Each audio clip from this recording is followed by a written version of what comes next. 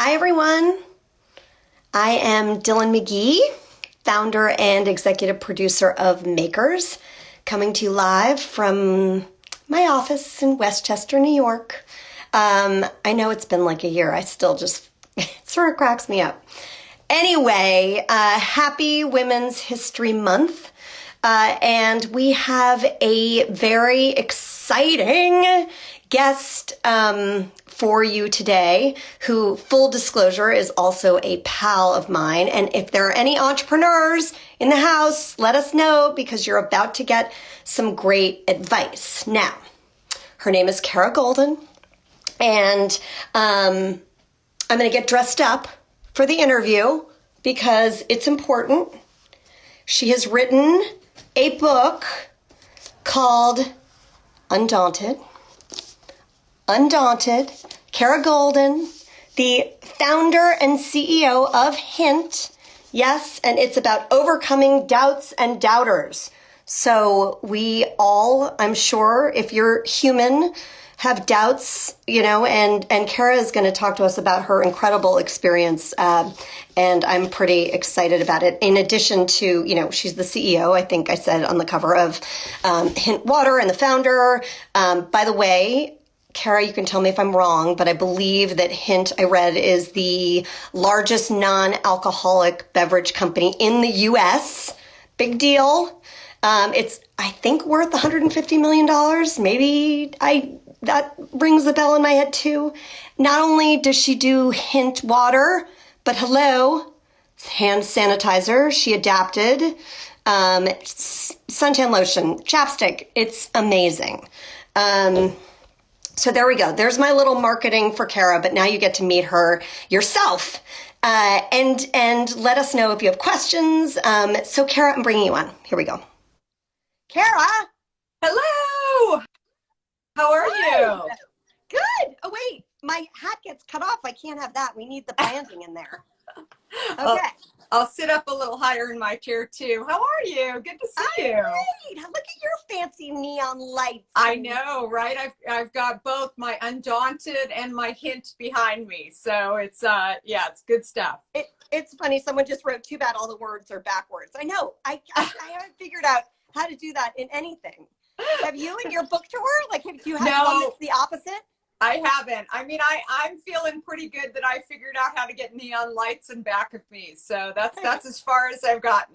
I mean, you can run an incredible company, but you can't figure out how to get neon the right way. Come on, Kara. It's so true. So anyway, so good to see you though, also. Just in general, and hello everyone. Yeah, say hi to our Makers community. Yeah, amazing. Kara, so here is the may not even remember, but the first time we met was at the 3% conference.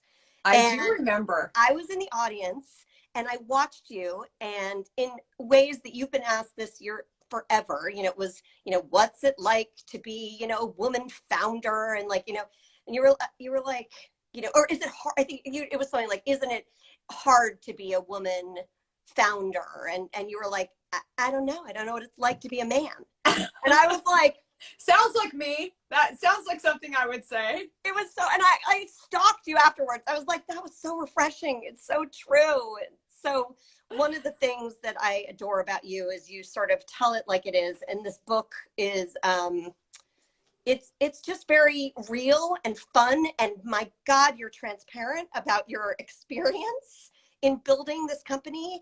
It's sort of stories that people don't often talk about, and I want to get into that. So, I mean, first of all, you're like, now that I've read this book and I know the hurdles that you went through and you're so crazed, what was the motivation to write a book? So much of the time over the last couple of years, I was, I'd be on these stages and the Q&A at the end. You never know where the questions are going to come from. And so often people would almost apologize for kind of looking at how they are versus how I am. They would say, you're obviously a, fearless risk taker, and, you've never had any failures along the way. And yeah. I really think it after hearing that, after a year, I just thought, Wow. Is that what I look like? Because that is not what's happened at all along the way. And I would share these stories with you and with, other friends, and they'd say, "This is so crazy, it's almost funny." I mean, along the way, and I would just share these stories, and Alex Wallace, Alex as well, and we would talk about these things. And so I started journaling because I thought there were so many ideas, and primarily for my talks, to kind of think about other things that had come up along the way that I thought I could just do better when I was answering some of these questions. And then I thought I was wondering if I should actually bind my journal and just to really help people. And then a friend of mine who's an author said, "Oh, you mean write a book?" And I was a journalism major, but it was never on my bucket list. I call myself an accidental entrepreneur, but I call myself an accidental author too, because while it's, great to have it on your bucket list, it just wasn't on mine. And I really, really thought, more than anything, can I help people recognize that the journey isn't about being a unicorn or a failure. It's about trying. And it's about going out and having a plan and understanding that your plan may change along the way. And, there's so many things that I believe are really important. There's things that I learned along the way, such as not actually having the perfect experience helped me to be able to kind of get more done, because people would almost, I think in many ways, think, okay, she was a tech executive. Now she's running a beverage company. She's totally owned the fact that she does not understand how to get into Cisco, how to produce this product. And they would give me a shot. And Kara, we have to give our audience an example, because it is the details that I just couldn't get enough of. Like, I mean, tell the story of when you realized that there was bacteria and potentially, there could be mold in some of these, and your husband, who, by the way, everyone should know, her husband ended up partnering with her, which is another amazing story in this whole thing. You tell the story. What do you have to do? Well, I think more than anything, I mean, we were doing something that was just impossible. That I wanted a product that didn't have sweeteners in it, but also didn't have preservatives in it. And so I would run around to all these bottling plants and say, how come I can't produce a product that doesn't have sweeteners in it and doesn't have preservatives in it? And the preservative part, everybody just would say, just because. And again, because I didn't come from the food industry or the soda industry,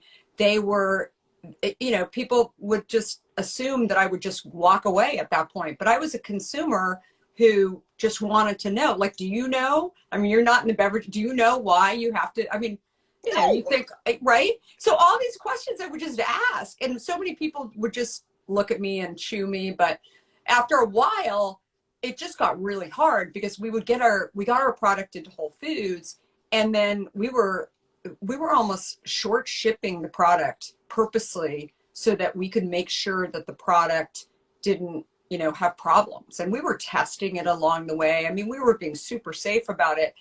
But then there was kind of this cloud-like system that was going in the water, which, if you've never seen mold in water before, it's like a science project that you should watch it. It does not look like typical mold. And we had never seen anything like it before. And we see this in the water. And, at that point we thought, okay, it's all over, right? We're on the shelf in Whole Foods. We went and had it tested in a lab in San Francisco, and, it wasn't going to kill you. I always remind people that this is before kombucha, which, by the way, is mold.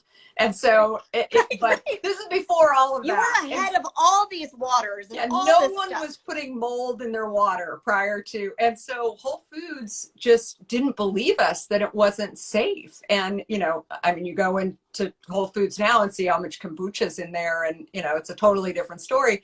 And so my husband, of course, didn't want me to drink it. But we were both confident, and I would have drank it, but he said, no, watch. And he drank the water. And people, I mean, I'll never forget the buyer's face. She just looked at him and said, are you okay with this? I mean, do I need to call an ambulance, or what exactly is going to happen? And we would share the story with friends, and they would just say, this is the craziest thing. I mean, prior to joining, he was a very well-known intellectual property attorney in Silicon Valley. And people said, why are you guys doing this? What are you doing? And we would laugh every single day. I mean, at some of these stories, but I mean, that was stressful. That was a point where I thought we were going to have to shut the company down. And then again, we started playing around with figuring out ways and really thinking outside of the box more than anything. So something I talk about in the book too is actually not having the experience.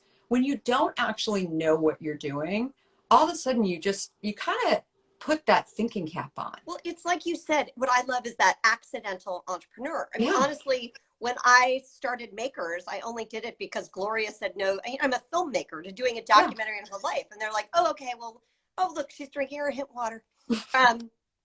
You know, I wish I could offer everybody who's watching right now one. It is, I do think you come to things with, without the formula, without the, and you obviously are such an intrepid leader. But what does accidental entrepreneur mean to you? Like, how would you describe it? Well, I think, I had the training. I was at prior, but I didn't know I had it. And I did. AOL, by the way, another Yes, connection. I was at AOL, and prior to that, I was at Time and CNN. And when I came to Silicon Valley, I actually worked for a tiny little startup that was acquired by America Online. And, I think like that experience in particular, I think back on this, and that was the point where it wasn't five guys in a garage, but it was close. It was five guys who had worked for Steve Jobs. And I remember picking up the phone and I didn't know anybody in Silicon Valley. So I figured, what do I have to lose? I just call them up and they'll actually meet with me. And, lots of lessons, including, I think that they actually met with me because I had worked for CNN, which was just, I mean, Ted Turner was still running around the office. Like it was just, really, it was a late stage startup. And then prior to that Time, and it made me realize that it didn't even matter what I did there. I was a very junior level person when I was there. But it was the fact that brands win, right? Yeah. That was the key thing and it was something that my dad always said to me, and it's so, so true. But then the other thing that I noticed when I walked in the door, we were all having coffee and they said, would you want to come work here? And I was like, you guys are a bunch of engineers and former Apple people. What in the world would I do here? And I was very honest about it. And they said, well, do you think you can contribute? And I thought, yeah, I could probably contribute. And they said, that's what's the most important thing. And I think it's interesting because it's the way that I've also built our company as well, is that you have to speak up, right? You have to contribute along the way. And at some point, it doesn't matter, what your gender is, Right, what right. school you went to, No. any of these things. Do you add value into the equation? And are you curious? Are you going to sit there and help us to achieve our goals? And that's the most important piece. And so, again, I had that training, and people have always asked me, in building Hint, do you think your company is more like AOL? Do you think it's more like CNN? Do you think it's more like that startup or Time? I think I had the luxury of pulling from all these different pieces and cultures to actually build the company that I wanted. And, I'm proud to say that over, 60% of our company is females, which is very unusual for a beverage company. Woohoo! I know. And I always, here's another one. I don't know if you've heard me say this on stage. People have said, have you done that on purpose? And I said, I don't know. Like, I always wonder, do the guys that are working in our company are awesome. Don't get me wrong. But like, do they just not show up because they don't want to work for a female CEO? And that's cool. Like, I'm just happy that they don't answer the ad because right? If you don't want to work for a female CEO, it is what it is. And Well, I think, the other thing, Kara, though, when you talk about being a woman, and I think this is both female and male, but you talk about in your book, it's the subtitle, overcoming doubts and doubters. There is this sort of thick skin you have to have. When I started Makers, people were like, no one cares. I got doors slammed. Oh, it's too feministy. Oh, I don't want to hear women's stories. And you, God, you had some, I mean, the Coke story. Yeah, no, definitely. Yeah, It's like, the and so what is advice to our makers, like, of what made you resilient to overcome these doubters? Well, I think first of all, I mean, the Coke story in particular that I share in the book, and it is one where I was at a point where I was really going to just give up. And I had just almost thrown in the towel. I had 4 kids under the age of 6. And, I'm starting this new company. It sounded really exciting and great at first. And then it was getting hard because all these stores were saying, who's your distributor? And I'm like, me? No, you By the can't way, be. you in your Jeep delivering the bottles. Like, let's just be clear about how honest she is in this book. I love it. Okay, keep going. No, it's good times, right? But I think that more than anything, it was just, I had gotten to a point where I just had it. I was just tired. And a friend connected me with somebody at Coca-Cola. And basically, after 15, we ended up getting on a phone call. And after 15 minutes of me really selling him on how great we're doing, we're in all these stores, everything's wonderful, he interrupted me and said, "Sweetie, Americans love sweet. This product isn't going anywhere." And I was like, and I remember my parents saying, "Good thing you weren't in the room. That would have ended really badly, I think." And I said, yeah, but I listened at that point and I heard essentially strategy of what they believed this consumer wanted. And I think at the end of the hour phone call, it was, fine, and hung up. And then I thought, that's so interesting.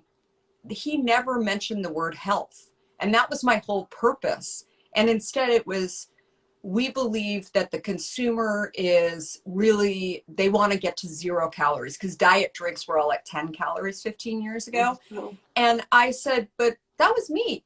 And I was your customer and I'm gone. Right. I want, and I really felt that and something I think about large companies that I talk in the book is that, they have a hard time innovating because they're listening to themselves, right? Yeah. And they keep, and you look at any industry and it's the same thing. And so today I share with entrepreneurs, I worry less about the big guys. I worry about the little scrappy person who has purpose and mission, fire in the belly, and has resilience and curiosity, right? All these things that I had. And again, I didn't know that I was going to go start a company, but I got fired up about the fact that I had been unhealthy.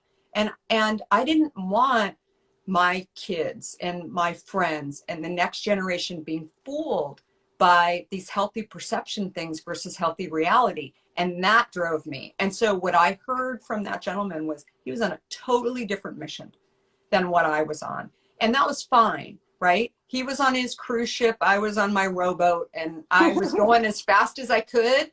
But I think that that's the thing, that sometimes when you have doubters, and I'm sure definitely when you were starting Makers, it sounds like as well, you have to figure out if they really are on the same river.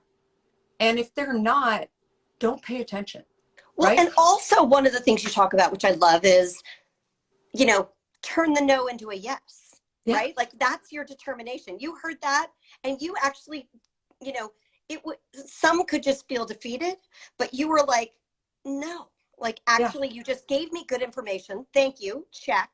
And like, I'm going to go do this and I'm going to do it even better. So you turned that no into a yes. And if you can believe it, we're already at 20 minutes, but I have 2 more things that I have to do with you. Yeah. One is, again, our audience just loves to know, and what advice you have. And there was one thing in your book here, as you can see, I've got all these things earmarked. And one of the cool things I love is that there are these great quotes on every page. Oh, thank But you. you wrote, for nearly a decade, we were literally at risk of personally losing all we owned if we didn't achieve, perform, and grow. Which I read that and I'm like, pit in my stomach. I'm scared to take risks. And then you say, but you get used to it. You do. So, I mean, how, for everybody watching right now who wants to be an entrepreneur, like, what's your advice around taking risks? Yeah, it's not for being an entrepreneur is not for everyone. Mm. right? And I think that it's also been glamorized just to a point where it sounds like, you go out, you start a company, and it's all going to be perfect, right? And pretty Instagram pictures, no offense against Instagram, but right, it's Yeah. there's a lot in between there, and it's like some really hard nights. And I think that more than anything, you've got to have a great team. You've got to be able to, it's one thing to be a founder. It's another thing to actually stay running the company. It's another thing to be able to build the right team that has purpose and mission, just like you. So, so critical.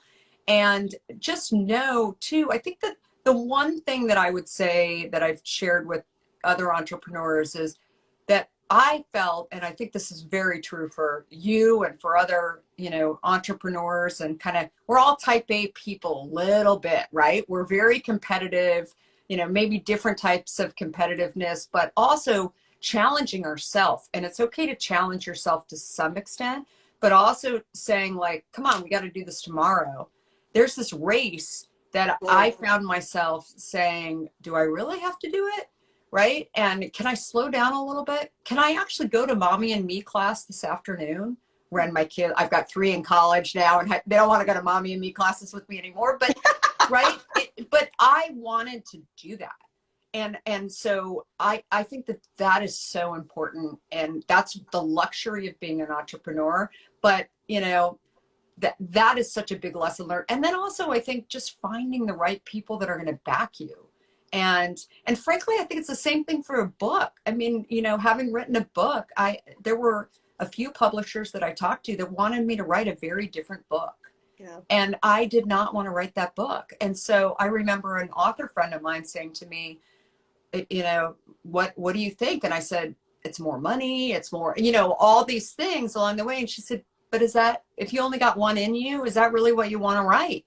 And I said, no. She said, then don't. And I'm like, you're right. And so I think it's the same thing. It's like partners are critical. And you use the phrase "find your tribe." Totally. Your But sometimes even as a founder, and you need to have somebody knock you upside the head, right? A few times to say, don't do that, and I'll give another plug for Alex Wallace.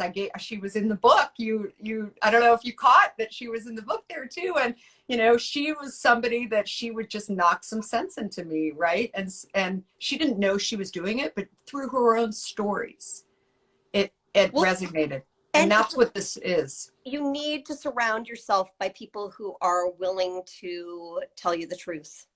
Mm-hmm. But it also takes a leader like you, Kara, to be able to listen to that truth. And I really mean it when I say that there are a lot of books out there about starting your company, and you have to believe in failure, and you have to, there are a lot of common narratives. But what is not common about this book is the specificity. It's the true honesty. I had a pit in my stomach feeling like I was starting this company with you. And it's just a beautiful and honest read. So I hope it becomes 101 for entrepreneurs, because you make it scary, but you make it, but somehow through it all, I'm like, oh, I feel like I could do that too. So, well, it's funny. I'll share one super fast thing. Guy Kawasaki, who is one of the people who had a pre-read of the book, he said, can I talk to you for a second? He calls me on the phone and he said, so why would anyone ever want to be an entrepreneur after reading your book? And I said, because I'm still smiling and I appreciate the journey. And I also appreciate the hard times that I've gone through, and I've survived, and I'm better for it. And frankly, the whole manuscript was turned in before the pandemic. I have book 2 from the pandemic. I mean, our company has tripled our direct-to-consumer business, over 50% year-over-year growth. I had never managed during a pandemic. I've learned so much, but a lot of the challenging times, the 2008 financial crisis, lots of things that didn't really make sense at the time, the dots eventually connect. And that for me is just so, so key. So is there book 2? I don't know yet, but I just, well, Dyllan, it's so funny. I mean, maybe we come on again at some other point. What was depressing for me, the hardest part about writing this book was that that the journal was 600 pages. And so I had to get it down to 200 pages. And I was fighting with my publisher along the way. There's so many stories that were cut. And I've been doing a ton of podcasts and talking about a bunch of them along the way. But just crazy things like doing a bookshelf. I built a bookshelf back in 1996 with Jeff Bezos. Jeff Bezos actually built a Home Depot bookshelf with me when they were just a bookseller. And, and again, just a crazy. Someone's saying we're going to make a movie. Yes, Kara, we're going to make a movie. Let's get book 2 out there. Everybody listen to any podcast she is on. You're, again, Undaunted. Thank you. Make sure you get it from your local bookseller or Amazon.